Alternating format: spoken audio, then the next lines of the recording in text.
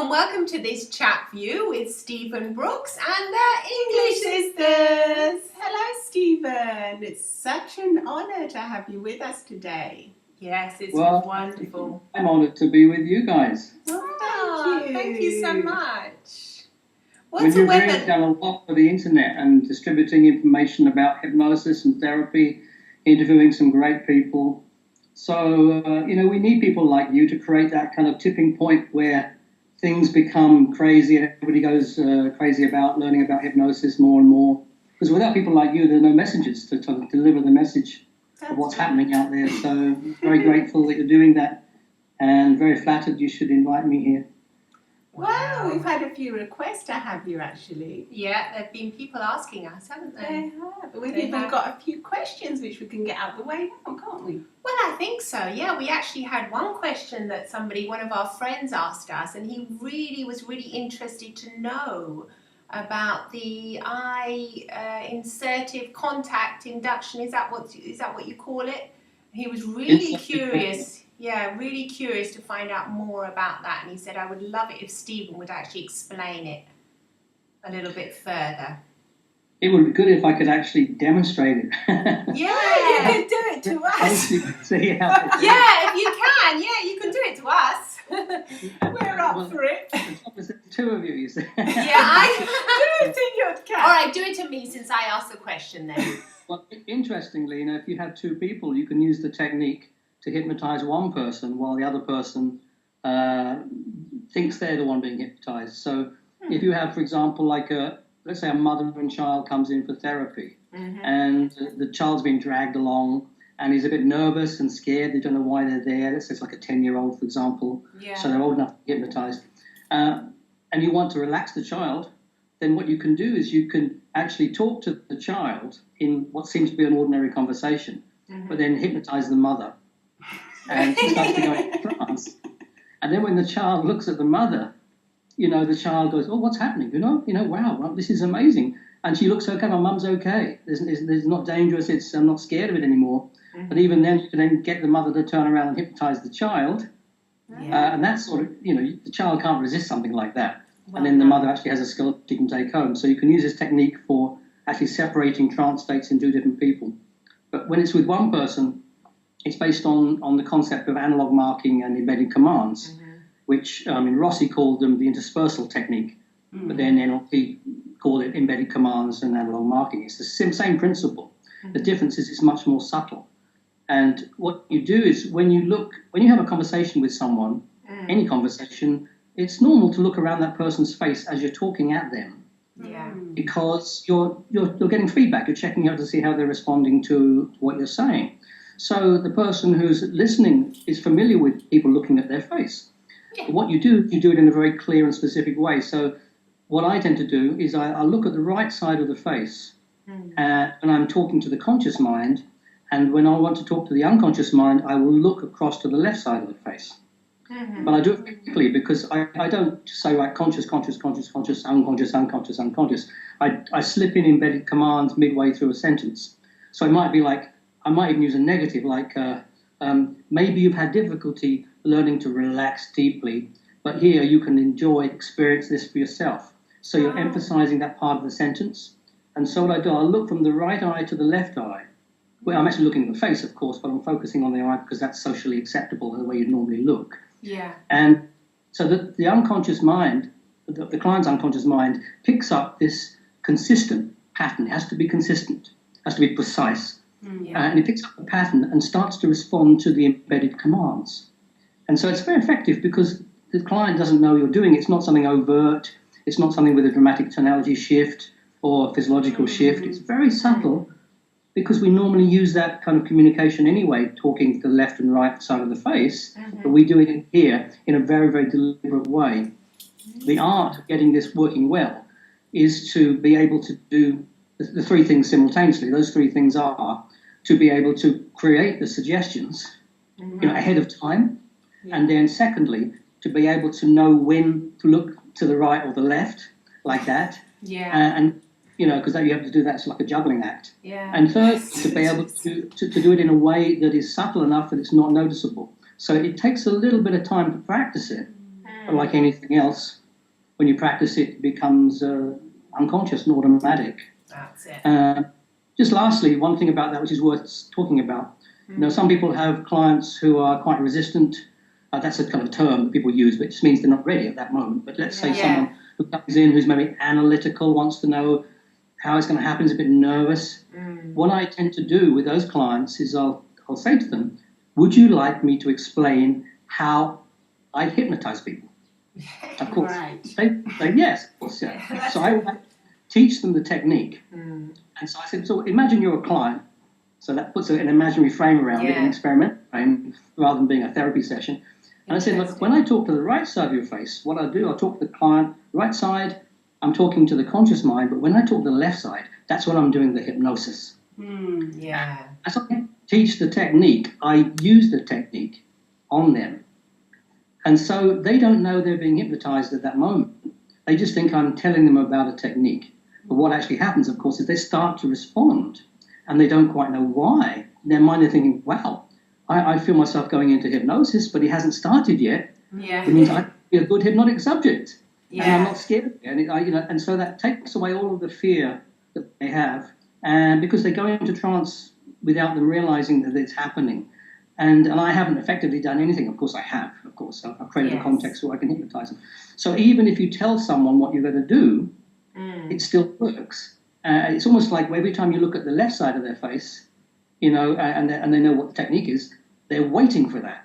So they're waiting for the hypnotic suggestion. So they're ready for it. They're set up for it. So, every time you look at the left side of the face and you say something like learning to relax or, going deeper, I'm sure you can't go deeper just yet, whatever. It's like they've got a big felt tip marker pen and they underline those parts of the suggestion for you.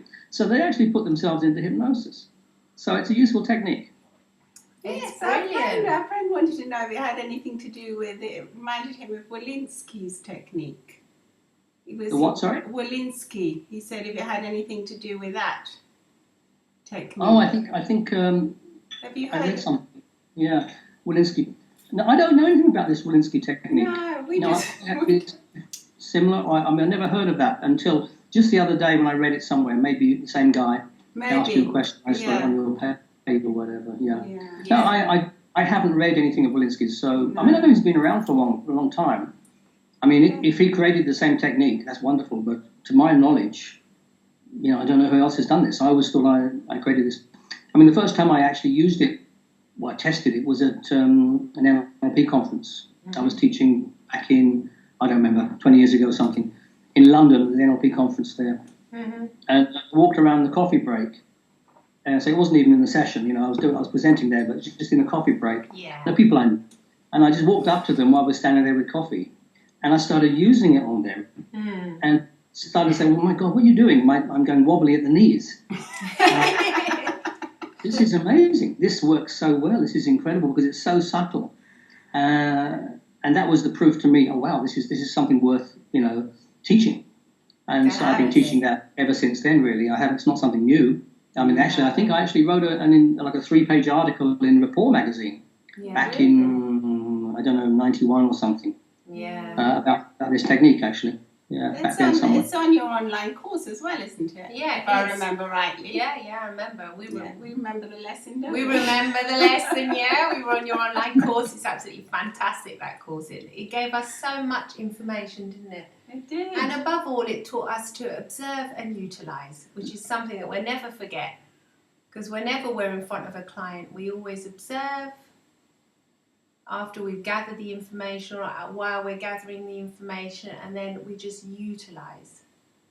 And that's one of the wonderful things, isn't it? Yeah, we always say it.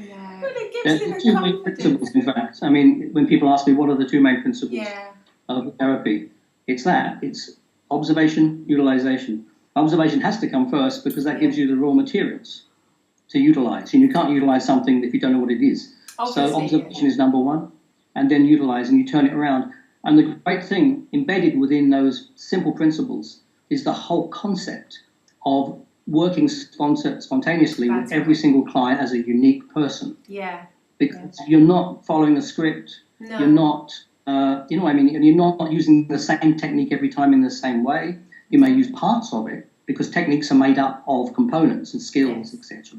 And you may build a technique specifically for that person. So you can't do that unless you know what you're working with. Erickson said, to do a good job, you need good materials. Yeah. And that's, otherwise you can't get a result. Yeah. And so this is very true. You need to observe and then take the information inside. This is what I do. I take it inside, and my unconscious mind then starts to work on it because I don't have to work anymore because my unconscious mind has been trained to do that for me, which is why I never get tired when I'm teaching or doing therapy, which is nice because this is a tiring business watching people slumped in chairs all day, right? Yeah. Your unconscious does it for you. It takes the information, creates something, utilizes that information, comes back. And then when you put it out there with the client again, you then observe how they respond to that. Yes. And then take that in and utilize that. Yeah. So it's all the time you're molding and shaping the therapy session according to your relationship with that person.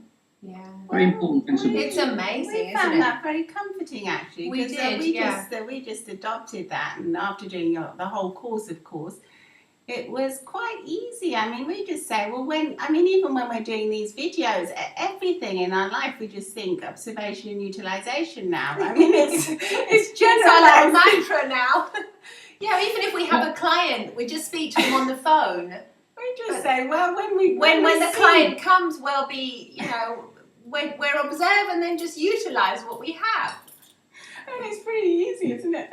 Well, it is easy, yeah, and then you always have material to work with as well, because otherwise, I mean, if you like what you say, if you just have a standardized hypnotic script, it's not going to be the same thing as if your unconscious mind brings up a metaphor for you. That's right, yeah. Or brings up the kind of therapy you have to do with your client. That's going to be, tailored. It's like the shoes. If you have a handmade pair of shoes, or if you go to a shoe shop and you just buy a standard size 5 or 6, it's not going to be the same thing. No.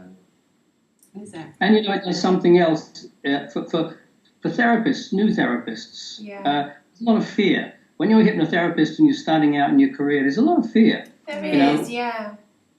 Confidence issues are big, and the trouble with confidence is if you demonstrate in any way that you lack it, you lose the rapport with your client. Yeah. So, but telling the young therapist, okay, bluff or bullshit, pretend you're confident, is not enough because that person doesn't have the skills necessarily.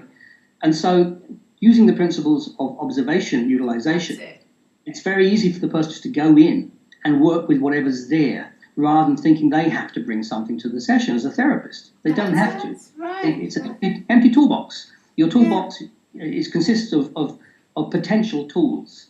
You walk in with an empty box and it starts to fill with tools as you work with your client. As your client tells you the kind of tools you need to help them. They actually tell you what you have to do.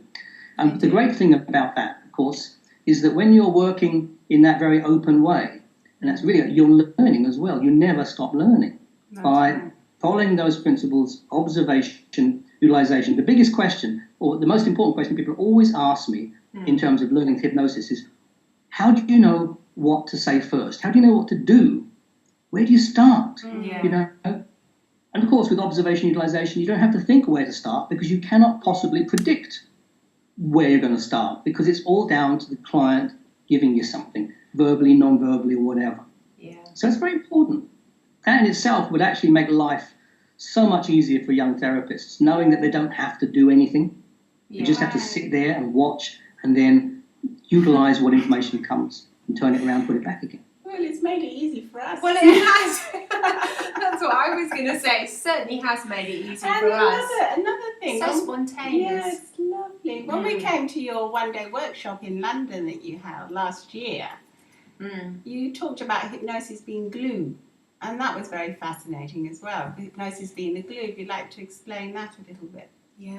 For our viewers, I think they'll enjoy that. They will, definitely. Yeah, there's a lot of confusion about what hypnosis is, in terms of brain states, that sort of thing, I'm not sure we'll ever really know what it is in our lifetime. I'm sure one day they'll find out, but nobody really knows for certain what it is. We can guess and, you can do brain scans and see what's happening in the brain.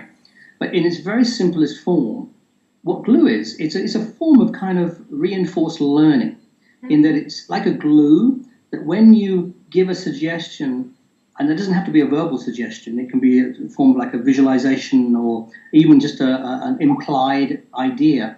When you give it in trance or in hypnosis, the hypnosis tends to make that idea or that suggestion stick like an adhesive, which is why generally, unless somebody is a very, very receptive person, a hypnotic subject, generally when you give a hypnotic suggestion, you need to allow some time for the glue to set, to dry. Right. Yeah. Which is why at the end of a therapy session, after I've been doing some work, I won't bring them out immediately. I'll allow them to kind of just sit there for a while the glue dries. Because not only does it, of course, create a kind of a bit of a dissociation between the hypnotic state and the waking state when they come back, it actually gives a chance for the unconscious to integrate and reorientate itself in a new way.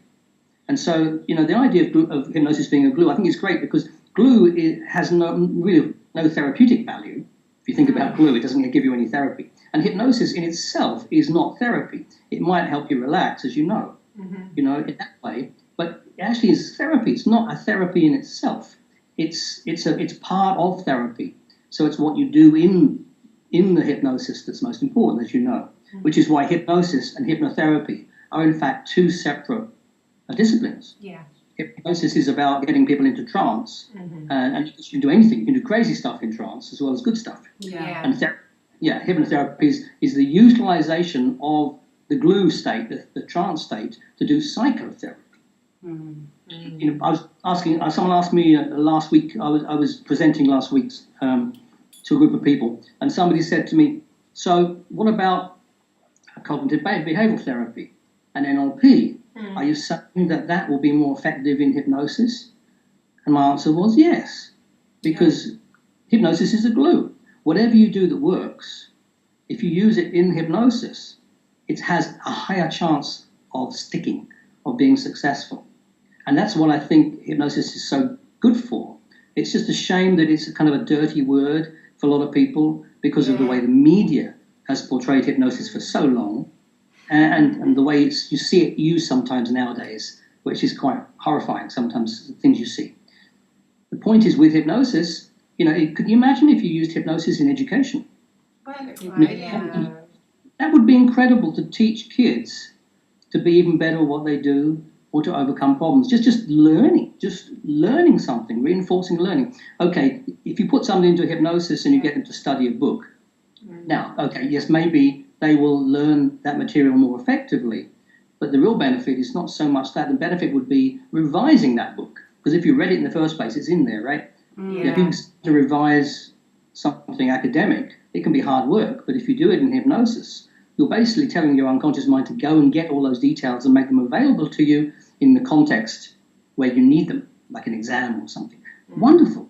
I know many hypnotherapists, maybe you have as well, have worked with people with learning problems or just want to revise for exams. When I was working in Cambridge a lot of my clients were students, and the big problem was exam nerves. Yes, and absolutely. That blocks people, right? So, but when they came to see me, they thought I'd just get them to relax. No, that's only half of it. I wanted them to be able to have easy recall, because when they realized they could have easy recall, there was no nerves. So the relaxation happened all by itself. And so I didn't bother working on relaxation, No. I worked on the ability to recall what they'd already learned. If they'd studied it, as long as they'd studied it, it's there. You just have to get it back out again. Yeah. And hypnosis is great for that. So it's not therapeutic, as I said. Hypnosis itself is not therapeutic except you relax. But it's a wonderful tool you can apply in many different areas of life.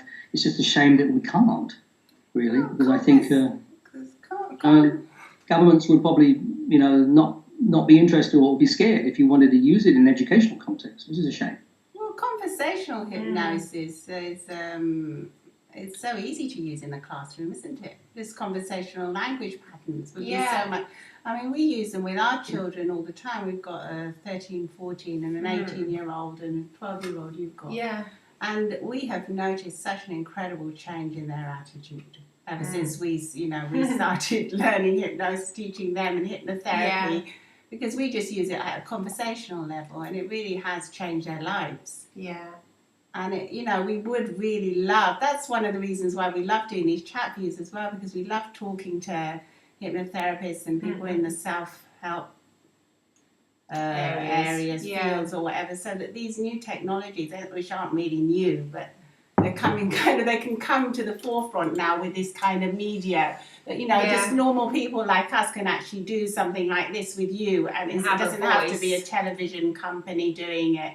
So, the people can actually hear about it, because I think the general public is actually very interested in this kind of thing. If they weren't afraid of it, once you explain that it's nothing to be afraid of, they're actually very, very receptive to it, because it's so empowering. It's very empowering. I think you're right. I mean, the public, it's not the problem with the public. No. It's the authorities. It's the authorities. People live in a climate of fear. People are afraid to say this or that in case they get blamed for being this or that. And so when people make decisions nowadays, it seems to be based on, will I get punished? Or will I get blamed for what I'm about to do? And so the idea of using hypnosis, even conversationally, I think would be difficult in some contexts, even though those contexts, are ripe, like, say, education. The idea of using, in fact, it'd probably be worse. If teachers was conversational, indirect hypnosis on their children. I mean, can you imagine that? That'd be interesting, wouldn't it? Well, at least you and I and everyone else who knows how to do conversational, indirect hypnotic work, you cannot not do it when you know someone will benefit from that. Exactly. It could be in a supermarket, in the checkout. It could be a friend. It could be family. When you know something works and you know that you can actually make a difference, it's actually impossible to not do it. Well, it becomes a way of life. It becomes a different way of communicating, the proper way of communicating. We believe this is the way people should communicate. They should communicate using conversational hypnosis to everybody. Because that is such a caring and loving, and this is probably controversial, but I mean, this is how we do this. Ever since we went on your course, because first we studied NLP, then we went on your course, and then it just became part of us, and we cannot not do it. We have to do it. Sometimes people actually say, stop it. What are you doing? They actually catch on that they're feeling really good. They say, what are you doing? And we say, nothing. You're feeling good? Yeah, I'm feeling good. I mean, why can't people communicate like this? What's wrong with it? Every form of communication is manipulation. It's just because people think that you're manipulating someone, but it's not. It's not really true. It's the opposite. I think the issue here is about integrity and ethics, because indirect hypnosis and suggestions are very effective. So the important thing is the person applying them has to have the right reason for applying them. Now, we're talking about, helping our kids having better lives, helping the girl in the supermarket have a better life or whatever. It's all about empowering others. And this is where the indirect approach is actually very, very good. You can have a conversation with someone and you can bring about a change in that person's life, maybe just for that day, but maybe for longer than that. And they don't know that you've done that, which means you are not personally doing it for any personal gain. You're doing it because you have a respect for other people. That's right. That's integrity and ethics to do that.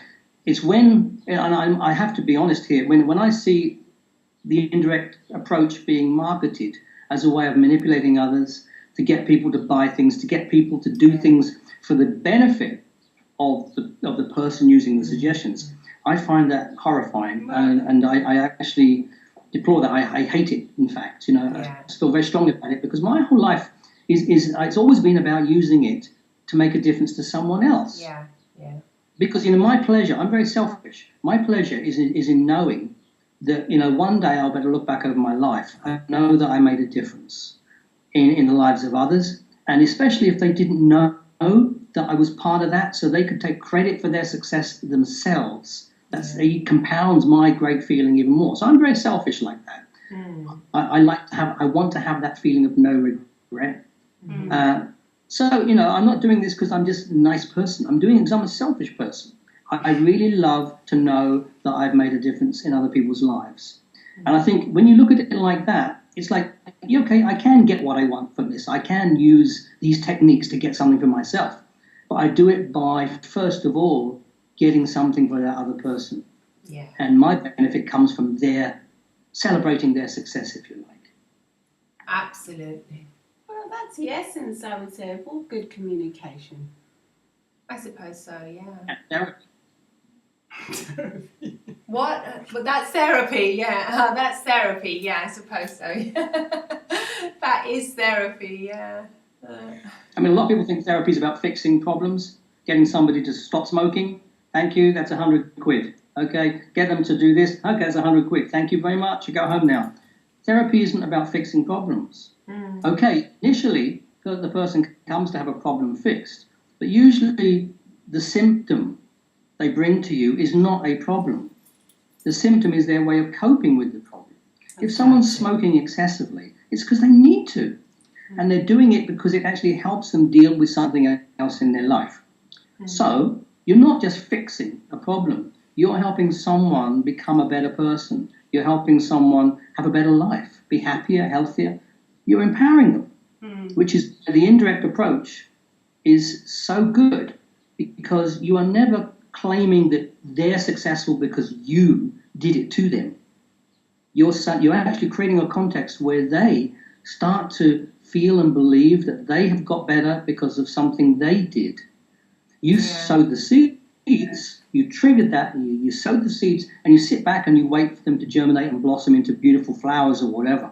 They then take credit for their own success, which means they don't become dependent on therapists, and they go away and they can deal with their life problems much more effectively in the future on their own, which is the whole role of therapists, isn't it, right? To get the person to be independent and help themselves. It's not to get them to keep coming back. No, yeah. No, that's awful, to keep them coming back for 10 years like some tradition. We're in a strange profession, aren't we? We don't want to see our customers. Once they come, we want them to go as quick as possible. We want them to come back. It's a strange job we have. You want to see them a couple of times. I mean, we like to see them twice to see how they're doing afterwards. People used to say to me, how do you make money out of this? Yeah. You know, it seems like the better you get at it, the less money you make. And I said, well, hang on a minute. No, because, you know, the better you are or the more success you have, the better your reputation. That's it. So you're really short of patients coming to help, coming for help. You know, it's not about take the money and run. This is about building up a relationship with your community wherever you work, the area, and your reputation will develop. Well, and in fact, let me just add one little thing there. You know, the way I started, just a couple of little things. The way I started was I never set up a practice in one place. I set up a practice for each day of the week in a different town, which meant I didn't need so many people from each town to have a successful business. I only needed enough people to fill like 9 people, 8 people to fill one day. Yeah. Where some people have to practice in one location, and those 8 people, that's all they can get, for example, because of competition or whatever. Yeah. But also, it means that they can't last a whole week or 2 weeks on 8 people. But when you only work in one town 1 day per week, I had 5 practices, then you don't need so many people. That's number one. Number two, every time somebody came to me, I asked whether it was possible, if they minded, if I could actually contact their GP, their doctor, just to let them know they were coming to see me. Yeah. And I don't think I ever had anybody say no to that. And so I would always write a letter. You didn't have email back then, right? Yeah. I used to write a letter to doctors and tell them that the so-and-so was seeing me for whatever it was, smoking, confidence, or whatever, bedwetting or whatever. And of course, the doctors would start to hear about it, would realise they get more and more letters from me, and then I'd follow it up. So I'd tell them that, and so when the guy goes, or the woman goes to the doctor later, maybe a couple of months' time, say, oh, didn't you go to see a hypnotherapist? How do you get on there? So if you're successful, if you're good at what you do, your reputation develops, and the quicker you get the person in and out of therapy, the better your reputation, and also the less dependent they are on you. Well, it's not nice for them to be dependent on you. But I mean, the kind of hypnosis that you teach, Ericksonian kind, and it's you've put your own take on that now, but it's but it's still the skill. If you like, the skills and the techniques are still Erickson. Yeah. It's just back in the 40s and 50s, Erickson in terms of therapy, not in terms of hypnosis, but in terms of therapy. He had a model that he kind of followed, and that was the American dream. Everybody you had to get engaged before you got married. That was very important. Oh, yeah, Okay, gay. If you're gay, sorry, not allowed. Yeah. You have to get married to someone of the opposite sex. You have to have 2.5 children. Yeah. Not easy. 2.5 children. 2.5 children by a certain age. Then you have to take care of your grandparents. And there was a whole kind of if you look at his case studies, it's all based on getting people to conform to that kind of model. That doesn't exist anymore. And so my own take on Erickson isn't about changing what he did in terms of skills and techniques, although it does also mean letting them evolve, because it's not static. It has to grow with every client you have. It changes. So it's the Ericksonian skill. My take on it is taking it into a context for the 21st century. Absolutely. So my work is to be, it's me.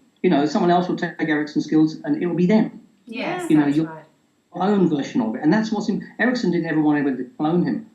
No. And that's actually written down somewhere. He didn't want people to just copy him.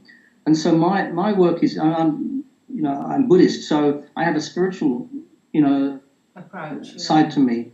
And I look at that when I'm working with people as well. And because I feel that one way that people can actually become better people is for them to feel good about helping others in some way, in the way that I'm helping that person. And so that comes into my work. So my style is different from Erickson in terms of the therapy and the orientation and the principles behind the therapy. But in terms of technique and skills, actual kind of language patterns, etc. Yeah. It's very Ericksonian because I can't escape that because I've been doing that for like 30 years or so. Well, Yeah. it works I don't look as at well. It's very effective. No, what I was going to say is that Ericksonian, the language is so vague. I mean, the use of metaphors is so creative. Yeah, it's lovely. That it's very open to interpretation. So the client is going to you set the scene like you say, but then the client really does the work. It's the client's unconscious mind that does all the work. So they can feel that in their body. Yeah, I think. Yeah, Yeah, definitely. I think being an Ericksonian therapist, hypnotherapist, it's actually the coward's way to do therapy. Because you're doing the same thing. You're not having to say, you will do this on the count of 3. Yeah. We agree with that. We don't like that. It's a coward's way. It takes a lot of skill, but it's a coward's way of doing it, which is great. Because there's no failure, because nobody knows what you're trying to do. So if you don't get the response you're intending, the client doesn't know anyway. So it's a very comfortable way to do therapy once you've learned the skills. Yeah. It is. And secondly, you're like a tour guide. So you don't actually take the journey for the client, but you've got the map and you take them on you guide them on where the journey could be, and then you just push them, you nudge them, you gently nudge them into their therapeutic future. Yeah. And then you sit back and watch how they're responding to that. And from there, then you do a little bit more nudging. And sometimes you have to nudge them back because they're not too far in that direction. So you nudge it and then you start again. So that's the way I see it. It's a kind of a nudging kind of therapy, which is nice. I never know what I'm going for. Nudging is a kind of encouragement, isn't it? It's encouraging the person, and it's the person that chooses to do it. It's like what they're doing in the UK now, where they're making these outdoor, like adult playgrounds, they call them, where they're putting all these. Have you seen them? Well, we haven't, because you're in Thailand. So where they put all these like what they call treadmills and all kind of stuff, and they actually call it nudging. They're sort of like nudging the public into wanting to train and to get fit. And we actually thought of that. We thought that's a bit like indirect hypnosis, because they're just sticking them near the kids' playgrounds. They're putting these adult playgrounds and they're just letting people see them without telling them, go and do gym, you've got to work out. So it's a more indirect approach, and they say it's actually working really well. Yeah. So, yeah, it's quite funny actually. It's funny that it's called nudging. Yeah, it's funny that it's called nudging, and you just happen to use that word now. So yeah, I think 20 years ago they would have called it the obesity area or something like that. Well, yeah, it does sound better now. Don't say somebody's fat, whatever you do, it's politically incorrect. Yeah. I remember a woman came to see me and she was enormous, and I looked at her and it's almost like I thought, what would Frank Farrelly do here? I looked at her and I said to her, my God, you are so fat. You know, and you know what she did? She said, really? I said, yeah, you know, we have work to do here. She said, you know, thank you for saying that. You're the first person who's been really honest to me. Oh. There you go. You know, and sometimes we need to do that in therapy. You know, we need to just face the facts and get on with it. And that was instant rapport. That was, yeah. She really appreciated that. I mean, you obviously felt that you could say that to her, though.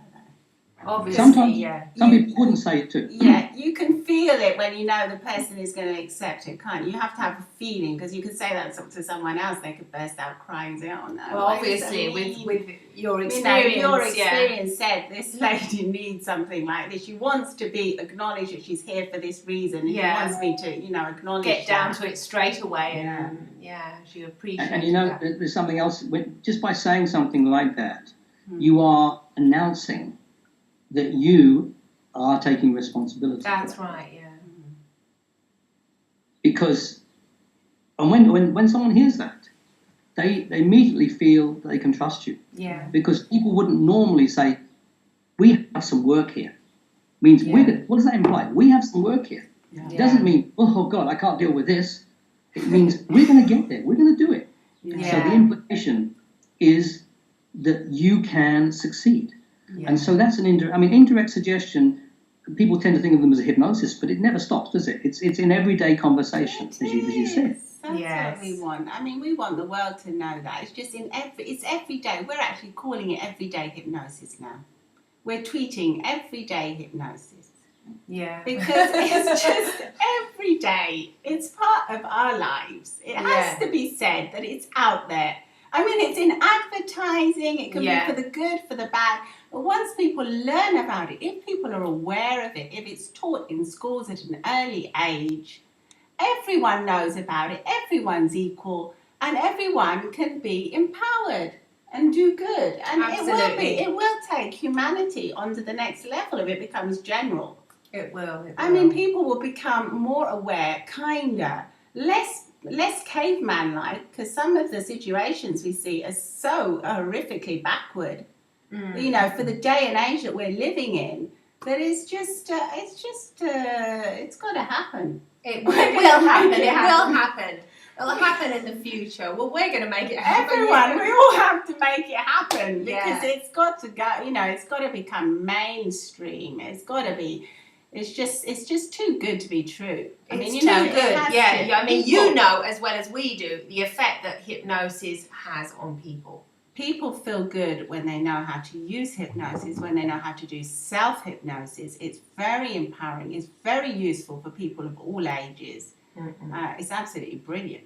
It is, yeah. This is why it's so important that when we talk about hypnosis out there in this big world on the internet, that we talk about its use with integrity. Yes. That's within right. the Yeah. context of empowering people and helping people. Yes. Because there is a kind of a small tsunami Yeah. happening out there on the internet where hypnosis is being marketed as a way of manipulating people. Yeah. Yeah. That's sad. When really it's the opposite. It's the opposite. It's a way of empowering people. Absolutely. And hypnosis is your own best friend, really. We consider it to be your own best friend, because if you know how to do hypnosis, or you know how to do hypnotherapy, I mean, it's everybody, you know, everybody that breathes should learn it, really. Shouldn't they? Absolutely. I think that we actually did used to use it thousands of years ago, but we didn't call it anything. Well, But yes. we used it, which is why otherwise we wouldn't be able to use it now. You know, bits of your body you don't need anymore drop off, you know, through evolution. Yes. And so how come we can still do this? You know, how come we can do it now? Yeah. We can't label it because we're now in the last century. It's all about science and labeling things and measuring things. But before then, nobody cared about measuring anything. And the fact that we can do it now means it's evolved as part of our species. Absolutely. It's a huge part of our genetic makeup, going back through million years of evolution. So why is it there? It has a purpose, and I think we used to use it much, much more than we use it on a day-to-day basis now. And it's just sort of fallen by the wayside a little bit. And if it wasn't for people like Braid, or Mesmer and Braid, and all the people who started to label it, we probably wouldn't be using it now because, as you know, unless you can label something, it doesn't actually exist. That's right, yeah. So you need a name for it to give it some kind of solidity. So thanks to those people, we actually have it as part of our set of skills. Yeah. But I'm sure it's been around thousands and thousands of years. It's just the cavemen, they were instinctual, yeah. Absolutely. Yeah. So what are you up to then? What workshops? Have you got anything planned, Stephen? Well, my next teaching is in August at Roehampton University. And that's a practitioner course. It's a 9-day practitioner.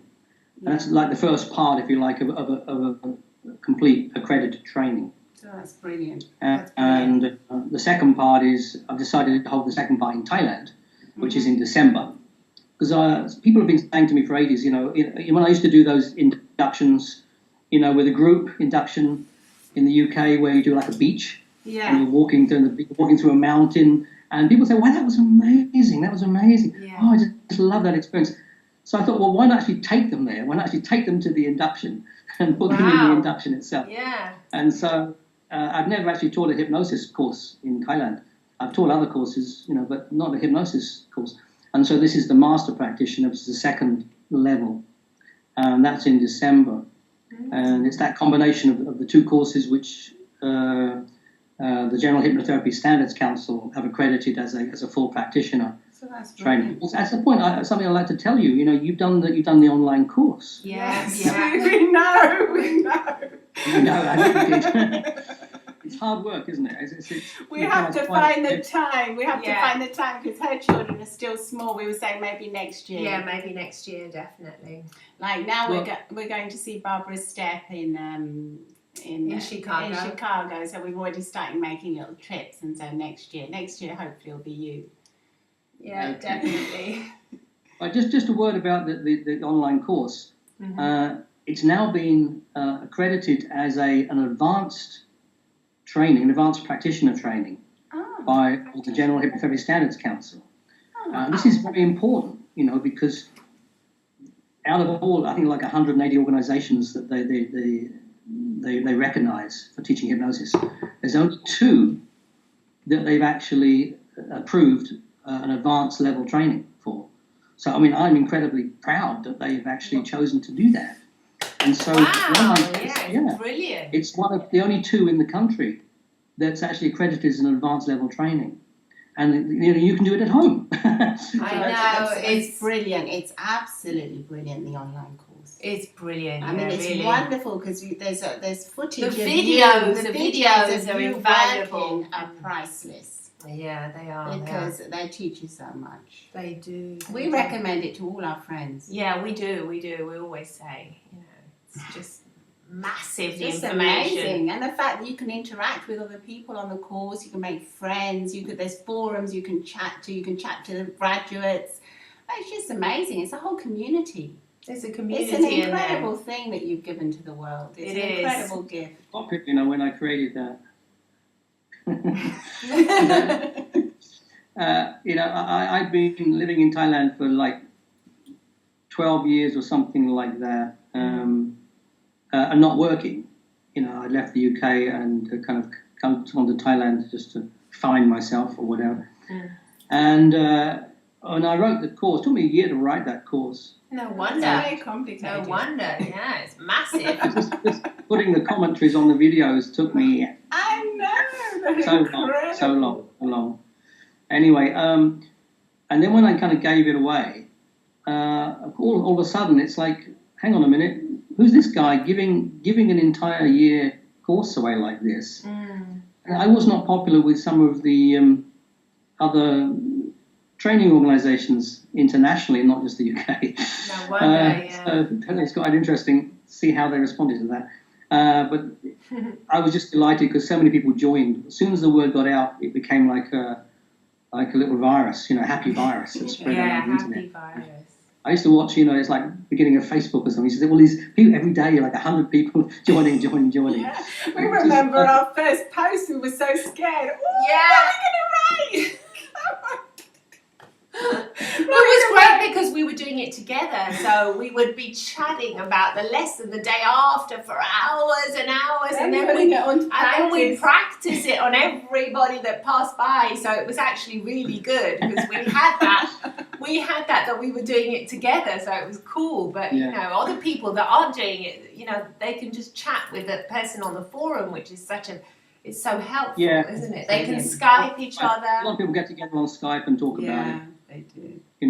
That's invaluable, I think. If you've got someone else somewhere, and we've got people like from other sides of the world talking with each other, and I think the most rewarding thing for me about the online course, I mean, you are okay, you are professionals, and you're in a country where probably there's funding for things like training and stuff, and you can travel, but there's a percentage of people on that course, quite a large percentage, who cannot afford to travel. Yeah. And there's no hypnosis training in their countries. Yeah. And these people the people I'm talking about tend to be highly qualified people like doctors and psychologists working in some very remote areas or very third world countries. And, I didn't expect this to happen when I first launched that course, but I get emails from people, very personal emails telling me about how they feel about it, and that's from these people, and it's incredibly rewarding to know that somehow that course has made a difference, not just to that doctor or whatever, but to all those patients and clients that those people see. So can you imagine the feel good thing I get from that? Yeah, it's amazing. It's something I set out to achieve. It's something just came as a byproduct of just letting it be available. It's something I would love to do in the future if possible, because some of these people I kind of got to know through emails, and I'd look at their work and stuff, and some of them become a little bit obsessive and contact me a lot. That's okay. But I get to know them, and I know they can't afford to travel. Now I'm willing to give them free attendance on my courses. Not everybody, but some people. Having another half a dozen people on a course doesn't matter. It doesn't cost me anything because they couldn't afford to come anyway. It's not as if I'm losing money by having 6 more people on a course. I would love to set up a situation where somehow there's some kind of sponsorship for the travel. That would be wonderful. That would be lovely. Yeah. Wouldn't it be lovely to do that? Yeah. And that's something that I really want to see happen in the future. I'm not sure how to go about that. I'll give the training away free. Yeah. I'm talking about practitioner courses, like Roehampton. It's free to them if they can get here. But we need someone to sponsor or something. So anybody has any ideas about that? Looking for sponsors. We're really interested to kind of follow that up, because I'd like to help these people. Companies sponsor things, so you can have an official sponsor, with the advertising that goes with it, and So I guess so. Yeah. In the course you could advertise on the sponsor that sponsors you, and they could come in and say a few words. Not advertising in the course at all. But if it's for the good of some people, if it's going to help people, if it's positive advertisement, why not? If they're ethical companies that are sponsoring you, I think it's a good thing in the end. Everybody wins. People that are, people that can afford it. Win. Win-win situation, absolutely. and it creates what does it create? Buzz. Creates a buzz around hypnosis, doesn't it? If the outside world gets involved, they come into the hypnotic world. I guess so. Yeah. Be more interesting. And also one last thing, because the light, it's been a fabulous, incredible. Really you also do non-attachment therapy. You were saying? Yeah. You're going to be running courses on that, or how does that work? I'm running. The non-attachment therapy course is in December in Thailand, and it actually runs straight after the part 2 hypnosis. Right. I decided to put it then because then people can stay on. If some people want to, rather than flying twice to Thailand, they can just fly once and stay for both. And if they just wait another few days, they could even have Christmas. Which would be great, wouldn't it? Christmas in Thailand is quite amazing. Wow. Thai people actually They don't celebrate Christmas themselves because they're Buddhists, but because it's tourism, they celebrate it in a big way. So that, the lights in Bangkok are better than Regent Street. So Wow. floors everywhere. Wow. So really? this would be like by a swimming pool, listening to Christmas carols and We could fancy in that, the couldn't we? Oh, sounds lovely. kind of weird. But anyway, so the non-attachment therapy courses, I've kind of run it before in different forms because the non-attachment course has two components. One is the therapy itself, and the other is the lifestyle, and is developing the lifestyle. And that's really just about getting focused on the principles of non-attachment, which is basically about having the essentials in your life and not having the non-essentials. It doesn't mean like living a very Spartan existence, living in a cave and being poor or something like that. No. It means what you have in your life are things that are essential for your own well-being and happiness. Right. And a lot of people clutter their lives up with stuff that doesn't give them that. In fact, it creates the opposite. Yeah. I'll give you a little story. I haven't owned a car for something like 12 years. But last year, just before New Year, Christmas, I bought myself a car because I have a baby now, and it's expensive to go in taxis. And I had a little motorbike. I can't take a baby on a little motorbike. So I bought a car. And I thought, okay, I'm not going to get attached to this car. I'm not going to get attached to this car. 1 month later, someone ran right in the back of me. It's a new car. Look at this, So I thought I'm going to get something that's safe.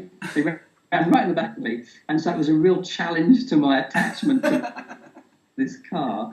I kind of got over that pretty quickly when I discovered I was fully covered with insurance. Yeah. But then, something funny happened. You have a remote little thing on the key remote, which you carry in your pocket. So you can press it and it locks the doors. It's like computerized. Most cars have it nowadays. When it does it, it causes like a whip type of noise. The door locks, a whip, some other noise like this, you see. And like electronic noise. And I kept hearing these doors opening and closing when I was indoors. My car was outside. And I kept looking out. And the door wasn't opening and closing. I couldn't understand. And this is like driving me crazy. And then I found out what it was. With your baby? No. Where I'm living, we have a lot of bird life. And I used to think there were thousands of birds around in the garden, but they're not. There are only 3 or 4 species. But one of them, and there's a whole lot of them, are minor birds. Minor birds imitate other birds. Oh my gosh. And one, at least, was imitating the sound of my car. How fascinating. Fascinating.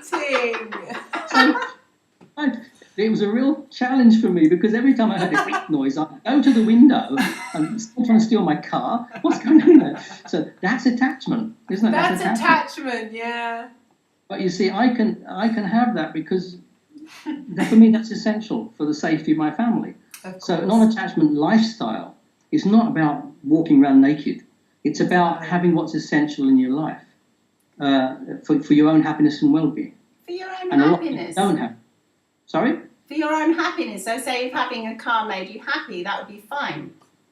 Yeah. Yeah. It makes you happy, and it depends on why it makes you happy. Of course, if you wanted like 12 Rolls Royces and that makes you happy, maybe someone would question that, right? But one needing the car because you live outside of town, and you need to drive in with the safety of your child. I think that's okay.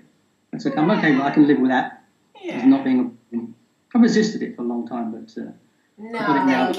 just being responsible. I think if things make you happy and they're ecological for your family, there's nothing wrong with. There's nothing wrong with enjoyment either, and enjoying having material things. I don't think. Yeah. As long as say if you had a car and then the next day you can't have a car because say you lose all your money and you have to give it away, and then you feel really bad because you haven't got a car and you think, oh no, I'm really depressed now because I haven't got a car, and you go into a massive spiral of depression. Yeah. Your family gets really upset because daddy's always angry.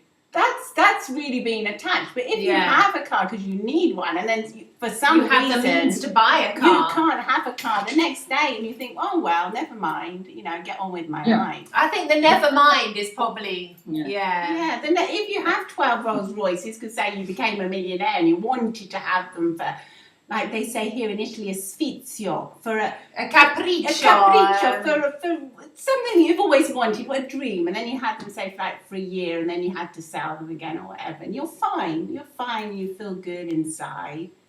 I mean, you're generating income by buying 12 Rolls Royces, aren't you? The money's going around the economy. I think it's when people about letting go easily, aren't you? I think, letting go. That's it. Being okay with letting go, easily, and it doesn't bother you too much. Yeah, that's living a non-attached lifestyle. Yeah, I mean, you can have a nice flat, like what you say, and a nice car and nice clothes if you want to.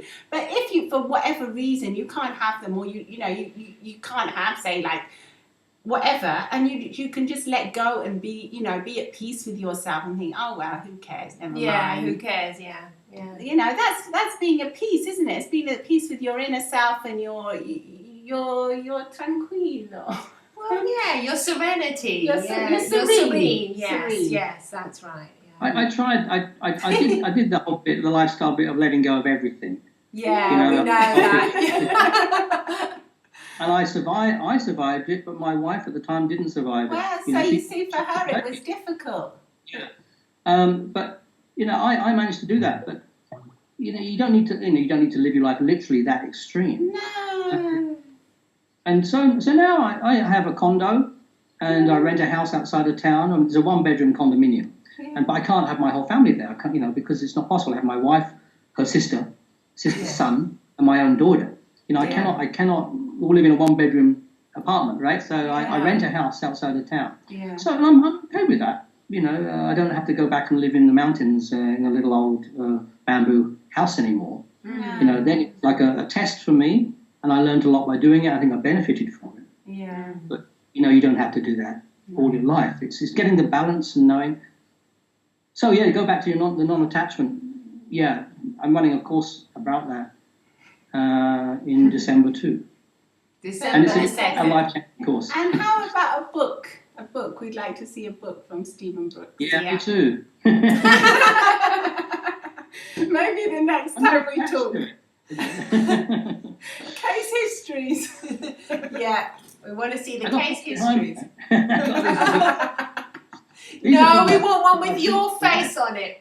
No, Actually, we should send you some of our books because we mention you in all of them. Yeah, so in all our books. We'd like to send you a copy. Hold it up. Hold your camera Hold it up. Hold it up. Entrancing Tales for Change. Yeah. And we say here that Stephen Brooks inside. Yeah. We're not mentioned. That's nice. Thank you. Oh yes, you're mentioned. You're definitely mentioned. Absolutely. You're mentioned all over the place. We're very grateful to your learning. The English sisters are qualified in the theory and principles of indirect hypnosis, Ericksonian psychotherapy, and NLP with Stephen Brooks, British Hypnosis Research. There you go. In here. Thank you. So that's lovely. So that's something that's come from your course. Yep. Something to treasure forever. I'm delighted. I'm honestly, really from here, I'm really delighted that that you've got what you have from studying my work, and I'm more delighted that you have not let it stop there, that you've taken it beyond that, and you're doing interviews like this, and you're writing about this, and you're helping patients and clients, whatever you want to call them. That is, you're fulfilling my dream of not ever having any regrets. It's like, for me, I can look, when I'm on my deathbed, I'll kind of think of you two. And I'll think, I couldn't have done any better, because you've taken that further and helped empower other people. And that, for me, is the most important thing. It's like a domino effect.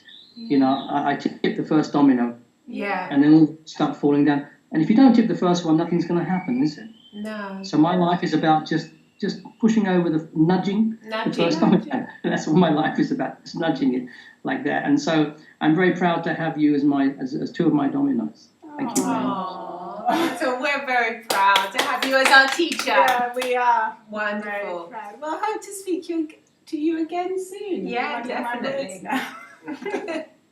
Bye-bye. Bye-bye, Stephen. Lovely. Bye. Lovely. Bye-bye. Bye. Bye.